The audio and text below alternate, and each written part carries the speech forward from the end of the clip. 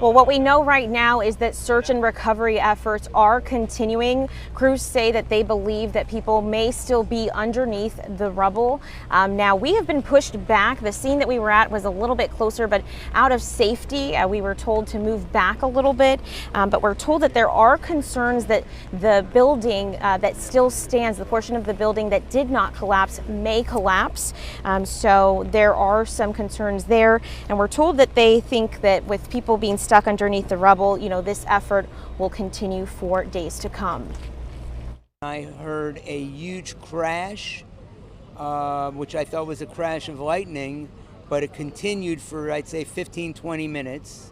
Barry Cohen and his wife were sleeping on the 3rd floor when tragedy struck in the middle of the night. We went to leave the apartment, and I opened up the door which goes into the hallway, and there was a huge pile of just rubble.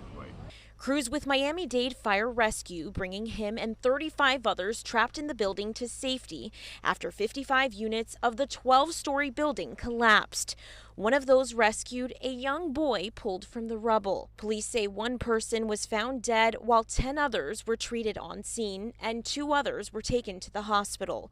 Nearby hotels and apartments all evacuated. We have our heavy rescue, we have our heavy equipment such as our Paratechs. We are shoring up the structure on the inside as we continue to tunnel in to locate additional survivors. Those guys have gone into that building with the potential of collapse, risking their own lives. So far, rescue dogs have not been able to find anyone at this point. I've lived here my whole life, and I've never seen anything like this happen anywhere in Florida.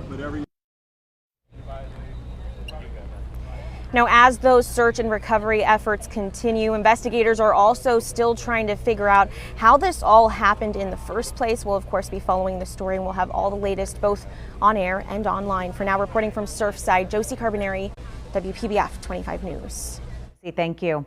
And as those search efforts continue, families are trying to connect with their loved ones to make sure they've been accounted for. Our Waukesha Bailey is at the Family Reunification Center that has been set up. And Waukesha, what resources are available to people who are looking for a family member right now?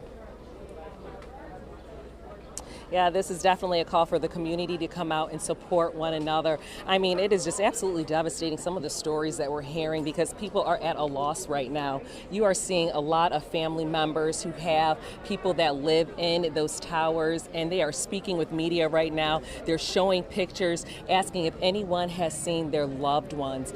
Now, some of these stories that we're hearing, like this one young woman right here, her husband, she says, was actually inside of the building. Her and her daughter have been looking for him. They have not heard from him since about 1 o'clock. He is a doctor here in the Miami area, and she is doing everything that she can, she says, to keep it together at this time. Now, as you mentioned, Gianna, there are a lot of resources here from the Red Cross, the Salvation Army, and some of these people, if they live in the building and they are displaced, there are resources here to help them find some sort of temporary help. Now, we did speak with quite a few people who were just coming up here to give food or just give a hug or even just a helping hand. Take a listen. You get out of your house at 1 o'clock in the morning in a disaster like this, and you have no place. I have friends that live there, yes. So is it a family? I have 3, a couple, and I have a girl, and her husband's out of town. What floor do they live on? On the 4th floor, 3rd and 4th. And yes. Does the phone just keep ringing? Yeah. Doing the best we can to try to locate any missing people, first and foremost, but also provide support to the friends and families that survived, but mostly try to identify anyone missing.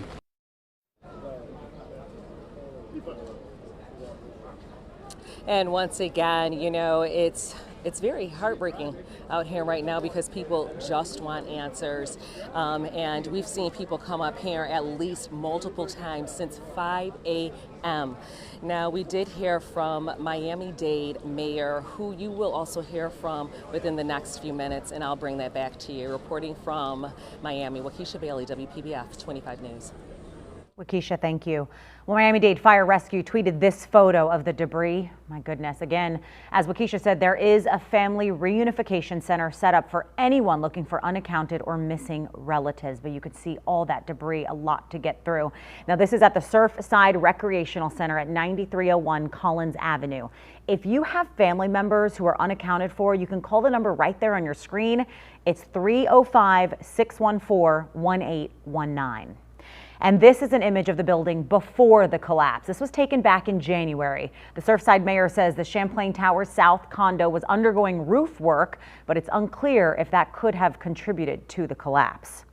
Now, here's what we know about the Champlain Towers. So it consists of 3 buildings, each 12 stories tall. The one that collapsed was the South Condo building. It was built in 1981 and had about 135 luxury apartments.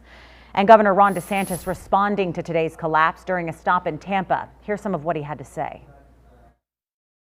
I've spoken with both the local mayors, Surfside and Bal Harbour. We have emergency response personnel dispatched there. The first responders were able to save a lot of people. They are going to be going through more. And, it's a really, really tragic situation. So we'll hope for the best in terms of additional recoveries, but we are bracing for some bad news, just given the destruction that we're seeing. So, well, the governor says he will be headed to Surfside today.